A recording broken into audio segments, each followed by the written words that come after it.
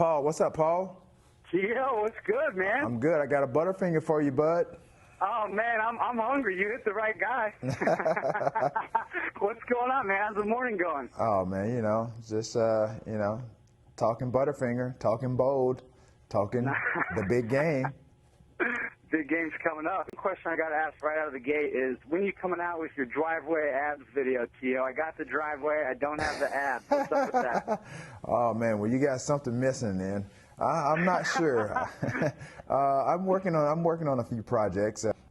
Well, this morning I was taking my daughter, Fiona, to school, and we were watching some Tio highlights, and she had two questions. She said, can Tio tell me happy 8th birthday, and didn't the marker itch his leg when it was in his sock? What's your daughter's name? Fiona 80. Siona, okay.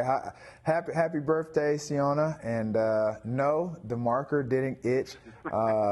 I didn't even really think about it, to be honest. That was one of my bold moments throughout my career, and that's one of the reasons I'm partnering here and I'm talking to you guys, because they felt like I was a bold personality. They're bold, I'm bold, and so they've created this campaign, Bolder Than Bold, to give players throughout the playoffs, and especially now the big game, an opportunity to express themselves and be bold on Sunday. So I'm happy to be a part of this partnership. You had so many bold celebrations. I think people forget how awesome they all were. I mean, you had the one where you scored and used the ball as a pillow. Of course, the Ray Lewis with the Eagles, the pom-poms, the Sharpie. Which one's your favorite? Man, I forgot about all of those. My favorite, really, I think, is for me was either the popcorn or the pom-poms. I think those were two that were really kind of spur the moment and impromptu. So, sometimes when you get in the moment, those are sometimes when you have the best celebrations, and there are those that I kind of had in mind to do, which was the Sharpie and the going to the Dallas Star. So I kind of knew going, at that point in time, some point in time, that I was going to do those. And so, again, it's why I'm here. It's one of the reasons that a lot of people know me, because I had fun with the game.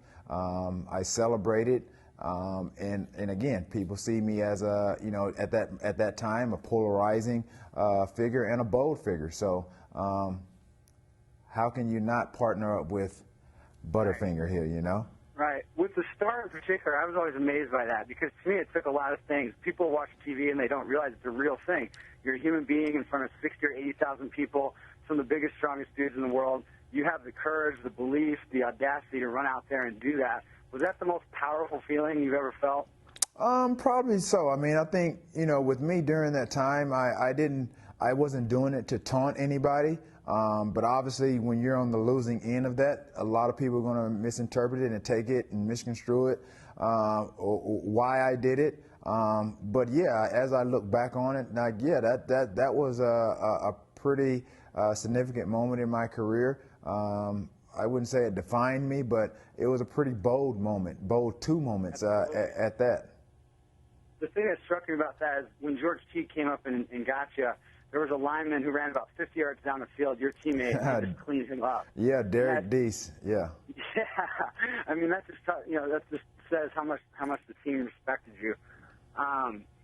One thing I want to talk about with the big game coming up this weekend, not only did you play in the Super Bowl on a broken leg, you had arguably the best game a wide receiver ever had. How is that even possible?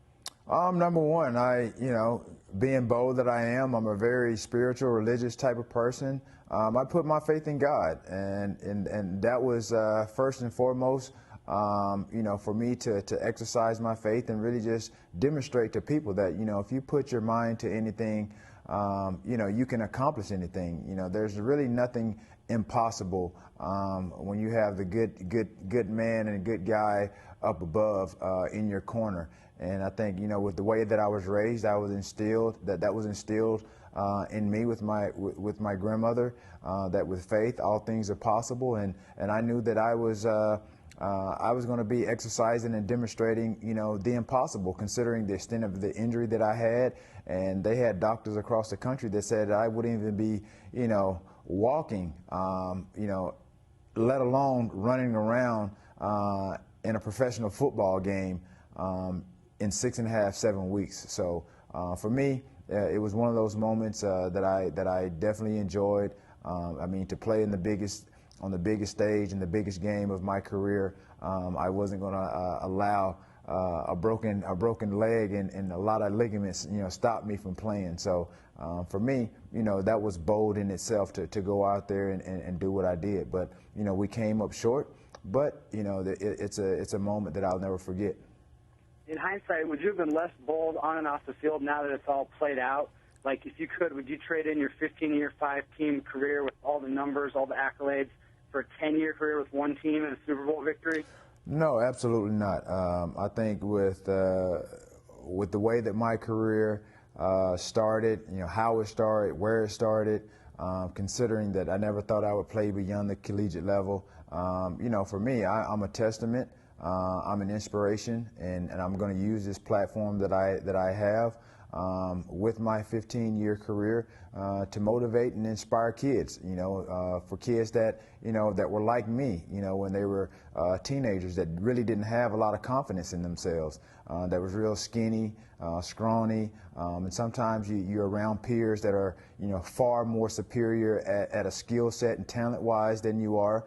That can be somewhat intimidating to a lot of kids, and so I was one of those kids. But I had what I call the 3 Ds, and that's desire, dedication, and discipline. And so that allowed me to get to where I am, and really for people to see and know who they know me as today, and that's T.O.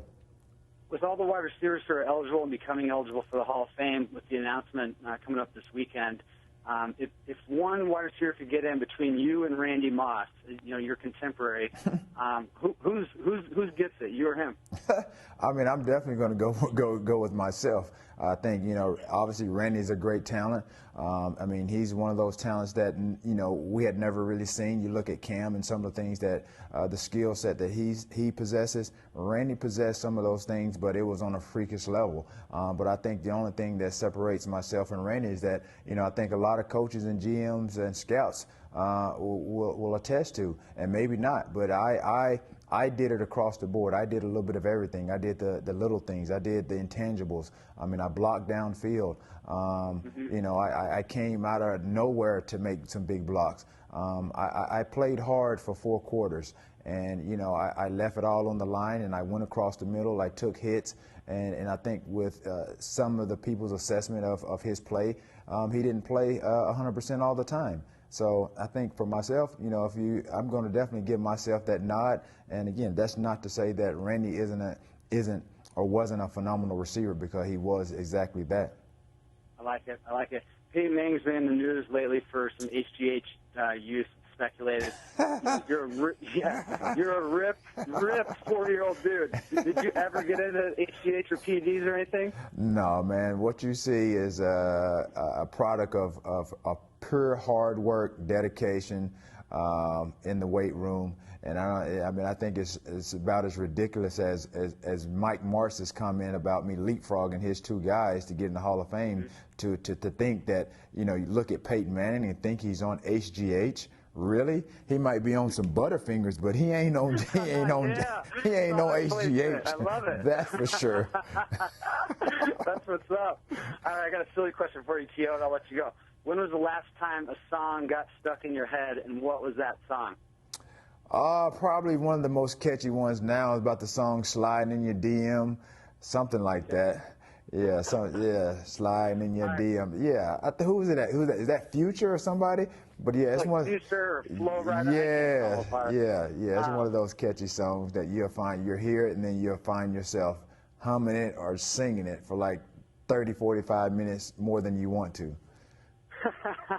Right. One more silly question. I'll let you go, T.O. You're the man. 3 guys: murder, love, kill. Tony Romo, Donovan McNabb, Jeff Garcia. Murder, love, and kill? Yeah, one for each. Oh, my gosh.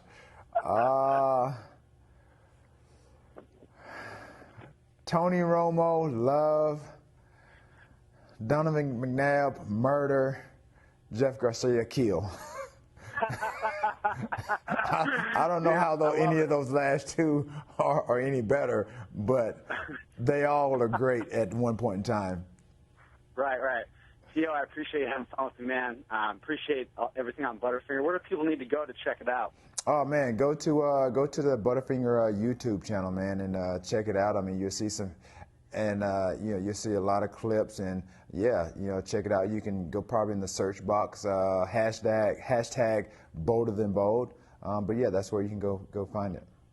Awesome, man. I appreciate the time, Theo. Thank you so much. Have All a right, great no day. doubt.